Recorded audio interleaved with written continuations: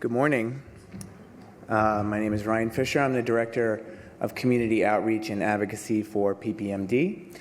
And today I'm going to talk about our advocacy mandate and our ongoing strategy for impacting the investment and focus of the federal government on Duchenne. And how do you do this?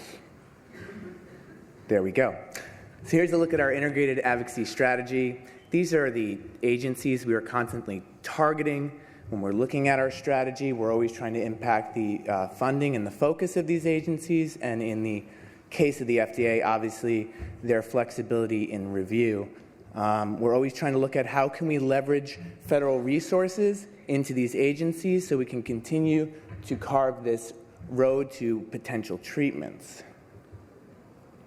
And we've seen a lot of success in the last decade alone, and really much of that success has been because of changes in policy, enacting very strong legislation, and then, of course, the patient voice overall, you talking to your members of Congress about the unmet medical need, the need for increased funding, and really changing the landscape for Duchenne. And when you look at our early years in Duchenne advocacy, much of it really amounted to letter-writing campaigns by families and patients. They just wanted their members of Congress to understand how Duchenne impacted their lives and their families. They really wanted them to understand what Duchenne was in general.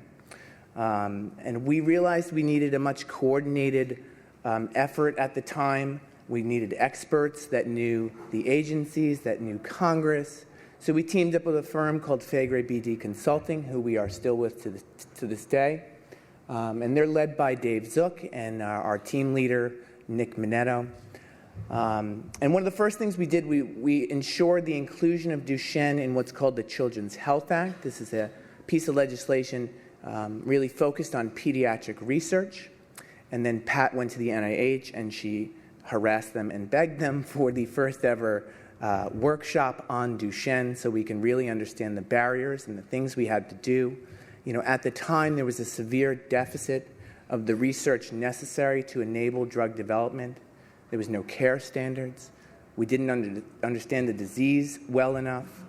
And, you know, with those early actions, we had our foot in the door, but we really needed to kick down the door to continue to pave this road. And we needed something rather big. And that something big was the MD Care Act. This was an effort that was in collaboration with the MDA and organization by the name of Foundation to Eradicate Duchenne. I think many of you know Joel Wood. He has a son named James. He's an insurance lobbyist. He really understands Capitol Hill and members of Congress. So we teamed up and we helped to enact this legislation. And this was a pivotal moment in the history of Duchenne. It established centers of excellence, created the MD StarNet to better understand surveillance and tracking, and created a coordinating committee to link the relevant agencies with patient advocates. This was a really important step, and truly, next to the discovery of the gene, was one of the most important moments in Duchenne history.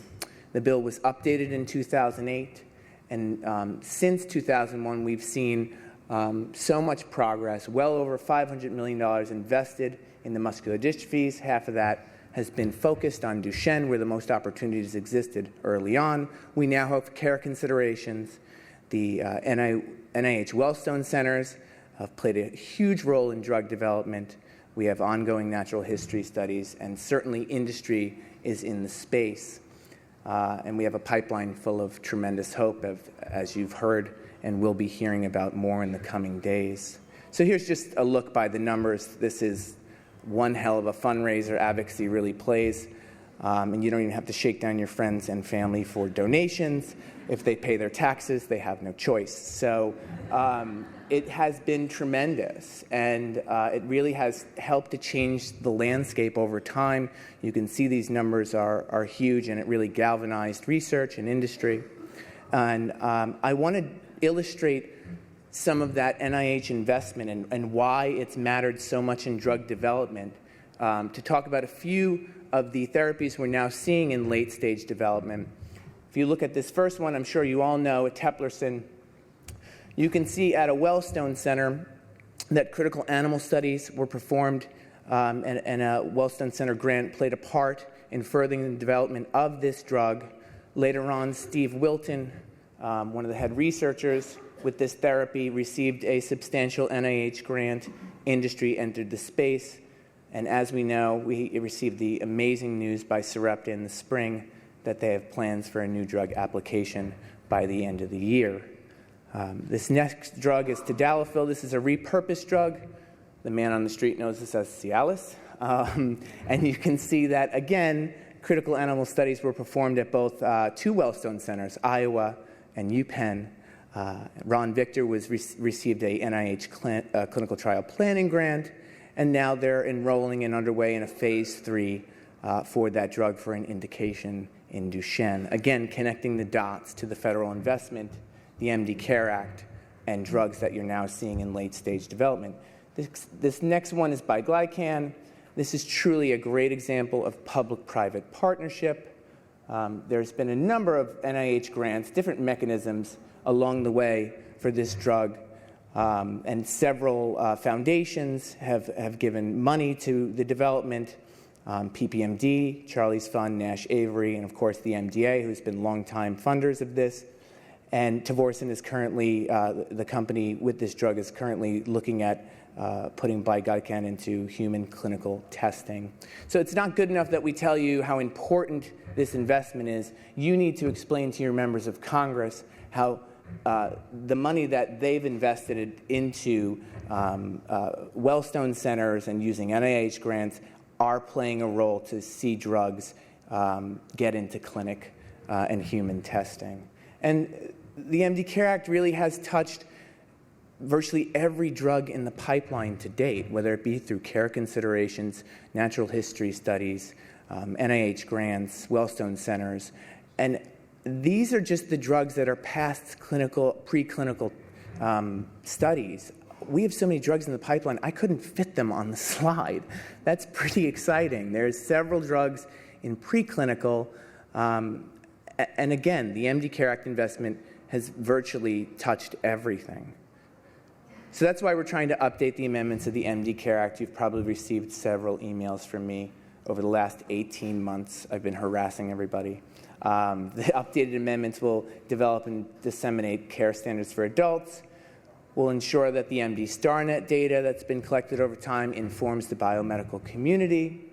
It'll continue those valuable NIH investments in the Wellstone centers, and it'll expand critical research into cardiac and pulmonary. And with a population that's aging, this is so important at this time. It really does continue that momentum we started early on.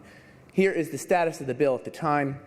105 co-sponsors in the House, thanks to your efforts talking to members of Congress about the importance of this legislation, 27 in the Senate, and last week we had a critical step where the House Energy and Commerce Subcommittee overseeing the legislation held what's called a markup, where they discuss, possibly amend, and put the bill through that subcommittee, and it went through unanimously.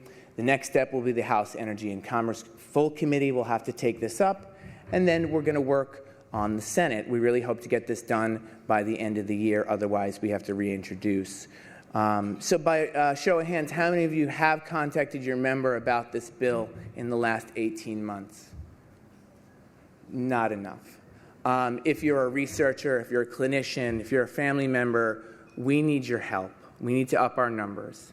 If we're going to get this done, we're going to need as many co-sponsors on these critical committees and in the whole of Congress, not just these committees, to show that this bill needs to take the next step. So please talk to me if you haven't done so already. If you visit this webpage, there's easy steps on emailing and calling your members of Congress. Guilt your friends into calling, guilt your family members. I think it's just so important that we get this done. You know, not many bills move into the markup stage. So our champions on the Hill that are leading this bill really have done an incredible job, and I want you to send thank you notes to them as well, and there's a blog regarding that.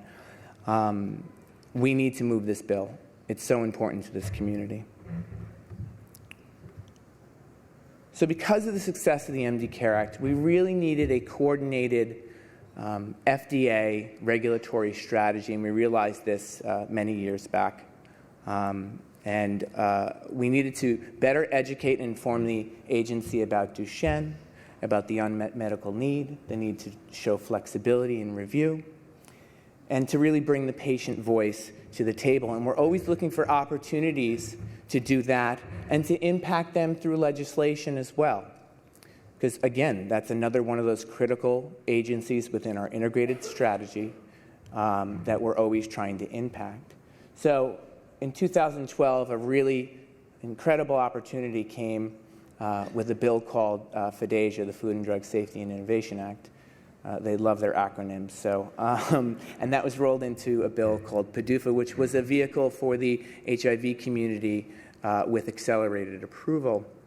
And we teamed up with a number of rare disease groups to ensure that the strongest possible language was included in the rare disease provisions. This was a real opportunity for rare disease. We're trying to change the paradigm when it comes to rare disease in the way that the FDA looks at reviewing therapies and the way that industry looks at clinical testing. And we had success in this bill. New provisions, including an enhanced accelerated approval provision, a new breakthrough therapies designation, which allows for greater interaction between sponsors and the FDA for a possible therapy that serves an unmet medical need, and then a provision that PPMD championed, the Patient-Focused Drug Development Initiative, which really brings the patient to the table and has more interaction with the FDA. So with those new tools that Congress granted the FDA, we thought, okay, how can we explain to the agency how Duchenne fits into this new law and make a series of recommendations regarding that? And we produced this white paper soon after the passage of the bill. And the recommendations included expanding the use of accelerated approval, of course, for diseases such as Duchenne, because we have not seen that as of yet. We asked them to issue clearer guidance for the level of evidence required for surrogate endpoints. We need industry to have a more predictable path when it comes to this. Piloting the use of adaptive approval. This is something we were in full agreement with the President's Council on Science and Technology, which produced a number of recommendations as well. This is a tool that the FDA has and has not really used much. And then, of course, to give greater weight to the benefit-risk preferences of patients, which was really the point of patient-focused drug development, was for the FDA to better understand and come up with a systematic way of interacting with patients. So with that patient-focused drug development initiative, they were mandated to look at 20 different diseases over 5 years. And they received 3,900 submissions for suggestions for diseases, and they could only choose 20. Duchenne was not one of the chosen 20. And we don't have time to wait. So we thought, how can we provide the agency with more information about the benefit-risk preferences of our community? And PPMD's own Holly P.A., our Vice President of Education and Outreach, in collaboration with John Bridges, a social scientist out of Johns Hopkins University, came up with a pilot study, the first of its kind rigorous study, which Pat had mentioned earlier today, on benefit risk. How can we convert the patient voice into usable data? We had been talking with the agency about the fact that the Duchenne community is willing to take on more risk, and they said, well, that's great, we have no data. So we was like, all right, we'll get you data. And so we worked together with John Bridges and came up with this pilot study and worked with surveyed 120 caregivers.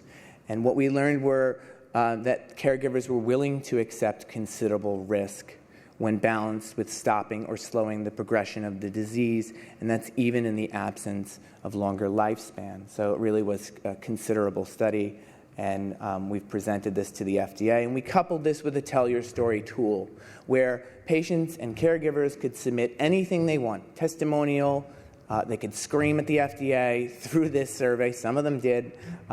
We tried to edit out the curses, but it was difficult sometimes. But we did find that the themes really matched what we found in the data, and we're currently looking at expanding that survey to patients and a global reach.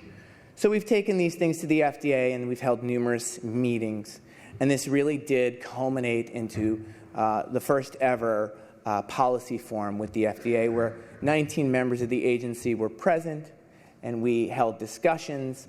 And the impetus for this was the fact that the EMA had issued draft guidance, which was a huge deal and very encouraging and exciting, but they really didn't incorporate the patient voice enough into that document. They submitted it for public comment, and there was a lot of public comment. So when we went to the agency, we said, well, can you issue a guidance? We're interested in harmonizing efforts.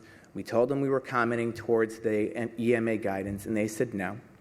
And they said, we have 7,000 rare diseases. And they said, we discussed with them, well, how about the Duchenne community issues a guidance? And they said, that's interesting. So we held this policy forum in December, and over 200 stakeholders were present, 19 members of the FDA. And it was a really great meeting. We discussed natural history, benefit risk, biomarkers, and this was the launch of creating a draft guidance on Duchenne, the first ever patient-initiated draft guidance, not only in rare disease, but ever, typical of our community to be groundbreaking. So the draft guidance, it was submitted after a lot of blood, sweat, and tears, a lot of tears.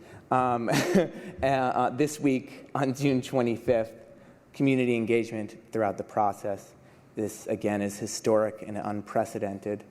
And we, as Pat mentioned this morning, the FDA should be hopefully looking at submitting a guidance. We're hopefully going to do a meeting in the summer to discuss the draft. And again, the whole community will be invited to come and to give input. So there's the overall structure there. We had steering committee overseeing the entire development, working groups underneath them, and then the all-important community advisory board, well over 80 stakeholders intimately involved in the process, and then over 100 comments from the stakeholder community as well. So this is just another look at the organizational structure. In the steering committee, we had an array of expertise: industry, policy specialists, patient advocates, scientific and clinical expertise, academia. And it really was a pleasure to work with these folks. They oversaw the entire development of the document, and then they worked with working groups, and they were the chairs of those working groups to ensure a seamless process. And the topics we dove into for the guidance: benefit risk, diagnosis, natural history. We split biomarkers into 1 and 2 for invasive and non-invasive, and then clinical trial design, outcome measures, and the all-important imperatives, which was the community voice. And the working groups worked directly with Theo Smart, a very talented medical writer who has more than 20 years' experience working with ACT UP. Theo really understands patient advocacy. He understands the urgency, and it's been an absolute pleasure to work with him. And then overseeing everything was Mark Kruger and Associates. We have a longstanding relationship with Mark, who has a background in AMFAR, and the project coordinator for this, herding all the cats, was Preetha Kuchikola. I give her a lot of credit for that. Throughout the process, we've had incredible regulatory consultation from Tim Franson, who was with Eli Lilly for 20 years as their chief regulatory person. And so this really has been a dream team. And then overseeing the development of the entire process was the Community Advisory Board. We invited anybody interested in commenting and being there for the development of this guidance to join on. And we had over 22 patient and parent representatives, and then 17 Duchenne-specific foundations involved. They were there for everything from the policy forum to the outline of the guidance, and then all along the way, they were given the opportunity to ensure that the patient voice and perspective were infused into the final document. We included a cover letter with the guidance, which really sets the tone for the community voice, and These were just a few of the messages we sent regarding to industry. Trials should be inclusive of the younger and older populations. We need to move away from placebo-controlled trials or use trial designs that minimize exposure, because obviously the thought of your child being on a placebo for a long period of time is heartbreaking to think that as they're losing muscle fibers. So much happens in a 48-week period. The guidance, again, for the FDA, we asked them to consider benefit-risk preferences of Duchenne when evaluating therapies and encourage the agency, of course, to use maximum flexibility when it comes to reviewing NDAs. So we've really seen some incredible efforts in the community over the last few years alone with the patient voice. And I think it's been a combination of policy work, FDA engagement, and awareness efforts that are truly making a difference to impact the agency and drug development overall. The efforts of parents like Jen McNary and others around the eteplirsen drug and their interactions with the FDA. And we also saw a very creative campaign called the Race to Yes this year that went national. This was headed up by Tracy Seckler and Marisa Penrod. It included a White House petition which received well over 100,000 signatures. And the president is, by his own rules, supposed to respond to this. He has not yet responded. My advice to him is to respond as soon as possible. You really don't want to piss this community off. And in Europe, there's been several similar efforts of engagement with the EMA, the PPMD, the UK foundations, European foundations, and we had incredible news when the EMA issued conditional approval for Atelorin, the first approval in a Duchenne drug.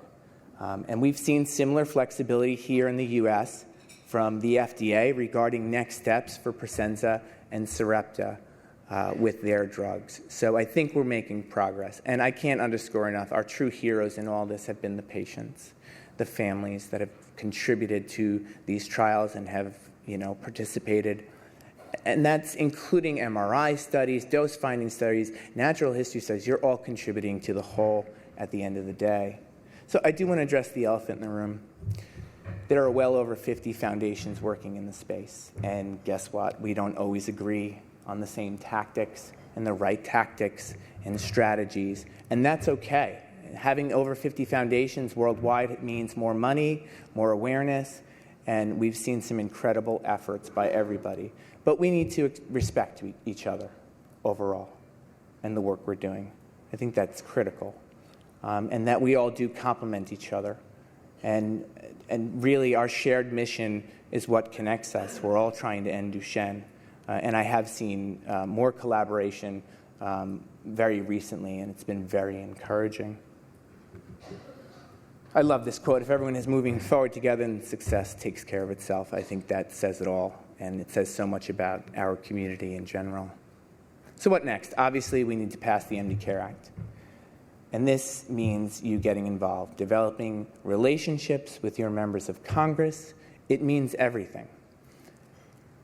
I'd love to talk to you if you're interested in doing a district meeting with your member. If they're not on, again, please go to that website, parentprojectmd.org/co-sponsors, and contact me. I can walk you through how you engage your member. We hope to have a follow-on policy forum for the guidance later in the summer. But that has not been nailed down yet. And then we're looking right now at our access strategy. I mean, what good are these treatments if patients cannot have access to them? So that's something that's currently underway, and you're going to be hearing a lot more about in the coming weeks and months. And we do want to further evolve the Community Advisory Board. We think this was a great process for collaboration, and we're going to look at using the Community Advisory Board for future projects. So if you're interested, please come talk to me about that. And then we're always going to urge the FDA and EMA to use the strongest possible flexibility when it comes to the review. I want to end with this quote by Dr. Janet Woodcock. At our policy forum, she opened the policy forum with this powerful statement. I think we were all encouraged by it. She said, "We share your goal of getting disease-modifying therapies onto the market as rapidly as possible. We understand the clock is ticking for the kids and for the community. We understand the urgency." I think our message to Dr. Janet Woodcock is we plan to hold you to that statement. Thank you very much.